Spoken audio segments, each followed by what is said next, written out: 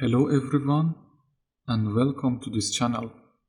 On this episode I'm going to share with you the history of kilim, which is a popular handicraft and souvenir in our country, Iran. So stay tuned.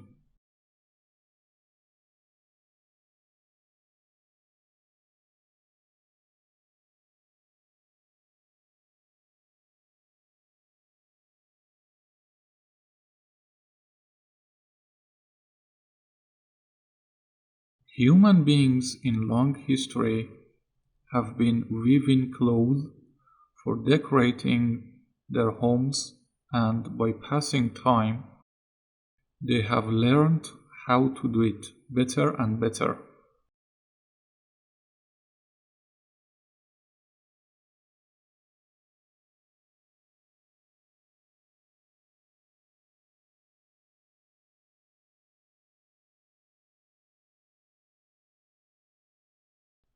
And recently we observed many sophisticated modern types of equipment and machinery that have been invented that in turn make the weaving process fast.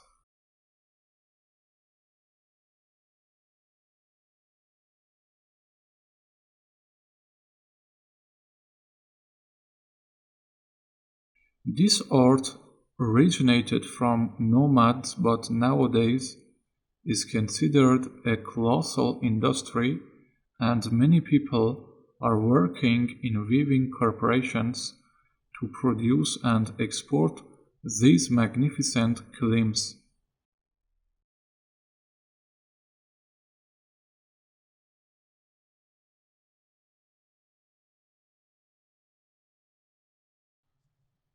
According to the evidence, including ancient clothes, we can say that this art dates back to 1000 years BC.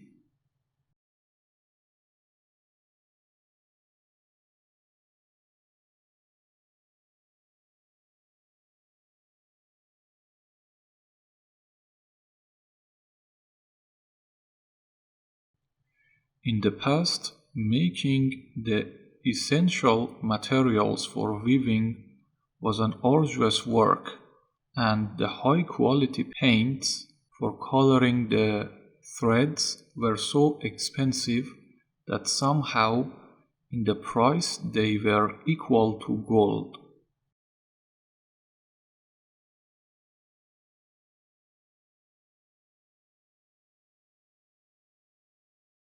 People in rural areas chose to weave to make a living.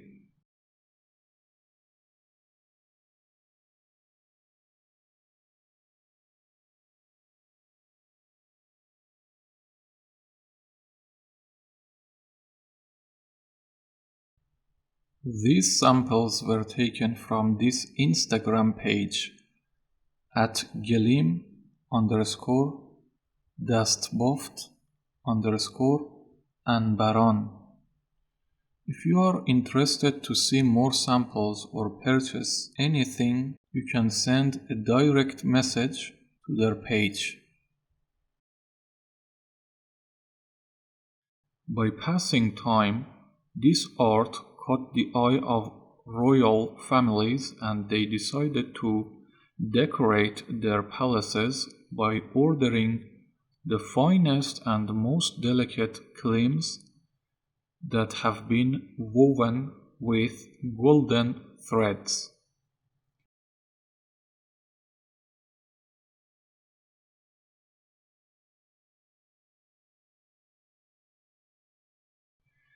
Among nomads that chose to weave as their job, women made up the largest group.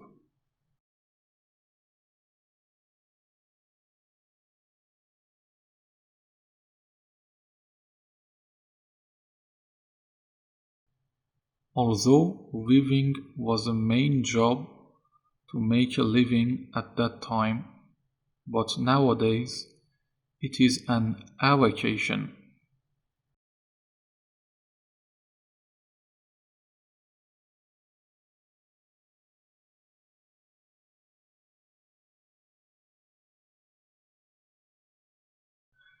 Aside from decorating aspect, these claims sometimes were donated to sacred places like mosques to make them an appropriate place for prayers.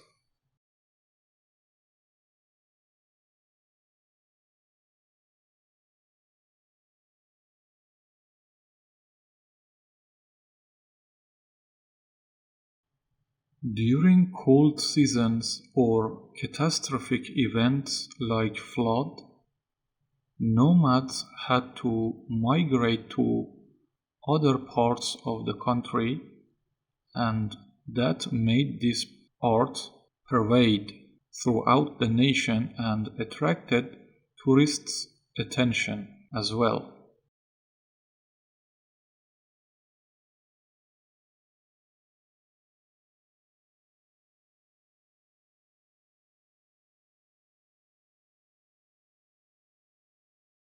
Claims were used to cover the floor or ground because at that time using furniture was not so common and people used to sit on the floor instead.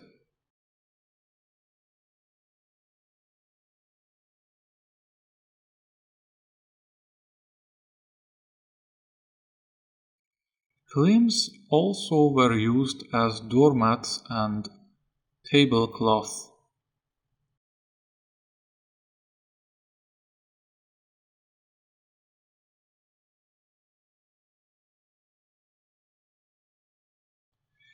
Generally, claims come in three different sizes.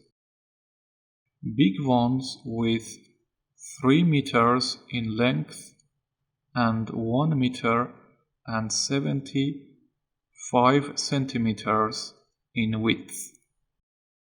Medium ones with 2 meters in length and 1 meter in width, and the small ones that its length is 1.5 times its width.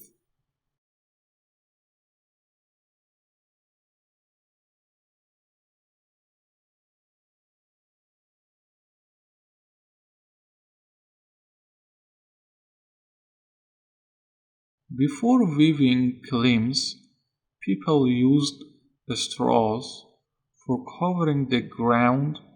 Also, straws were used to pitch a tent, but when the nomads migrated to other parts, due to a scarcity of straws, they decided to use another material which was available, and that was wool.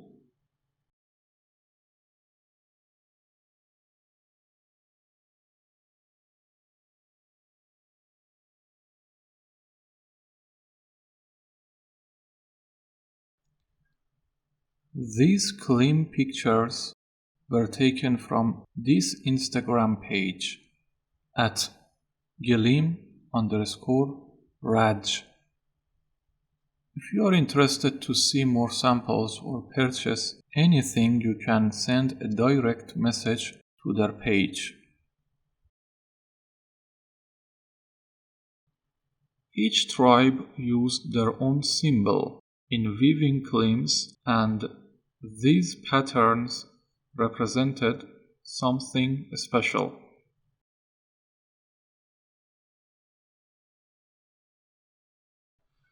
For instance, the black and white patterns represent the yin and yang.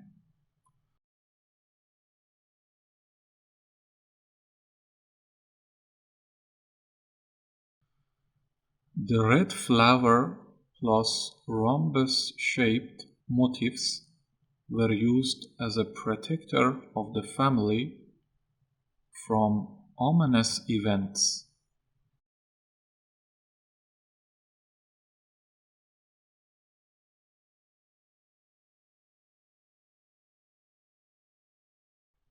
The animal patterns are unique and show which part the claim was woven in, because Each part had its own native animal species.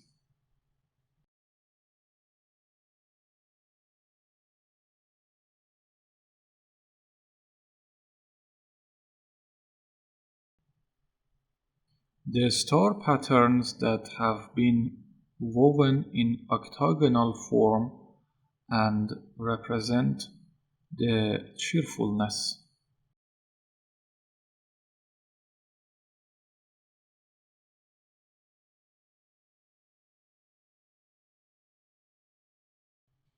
Patterns that look like the head of the bull or ram's horn that represent masculinity.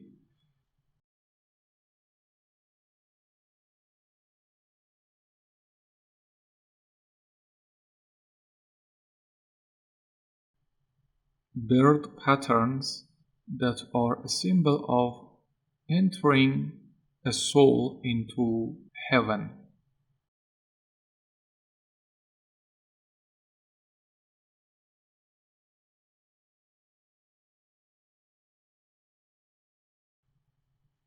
Three motifs that represent immortality and people who believe in one God often use this symbol.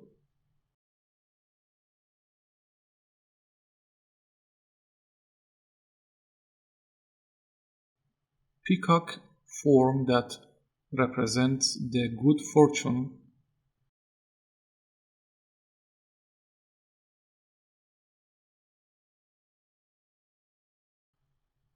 The wolf footprints patterns that were used in claims as a symbol to protect nomads' livestock.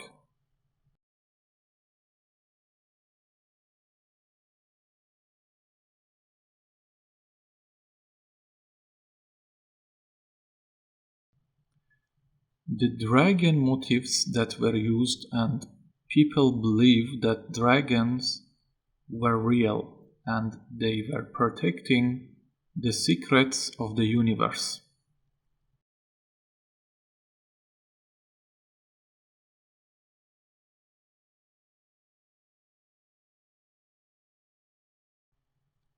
The scorpion shape that was woven as a symbol to protect people from the scorpion sting.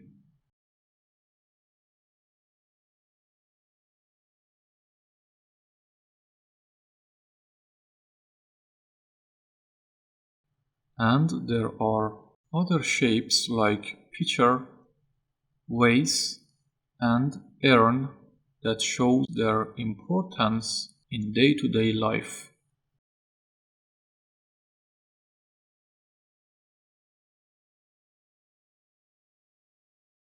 And symbols that involve Arabic or Latin letters and calligraphy that related to the religious beliefs. These are all pictures that were taken from this Instagram page at Glim Bafi. If you are interested to see more samples or purchase anything, you can send a direct message to their page. If you want to take a look at the Klim production from scratch, I can tell you that at the beginning of this process, ranchers shave the wool of the sheep to gain enough fleeces and then begin to wash them to separate any unwanted materials. Then these fleeces are collected and transported to spinning factories. In that place, these fleeces turn into thin threads by modern machinery and they are wound around big spools and they are ready to transport to painting factories.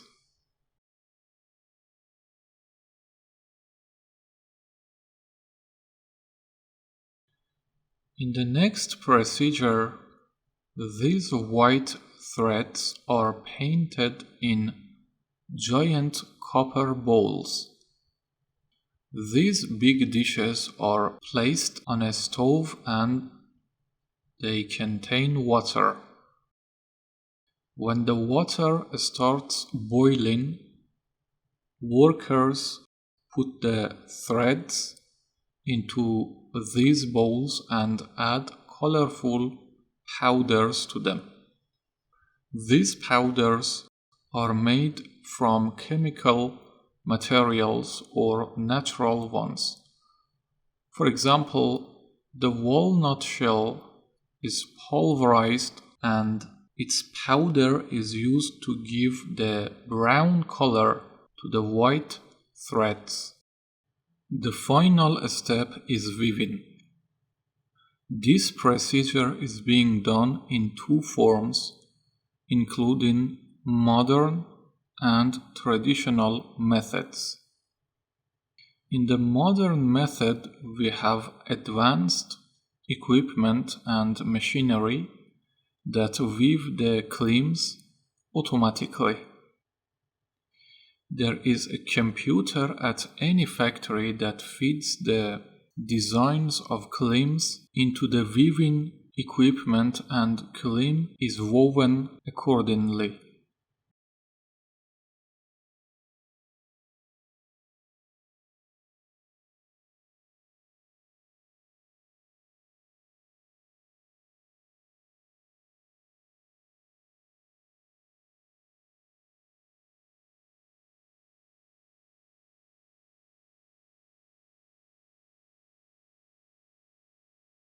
But in the traditional way, which is the nomad's legacy, we have a wooden structure that contains numerous white threads as a base for weaving cleams. This method could be time-consuming and very arduous task.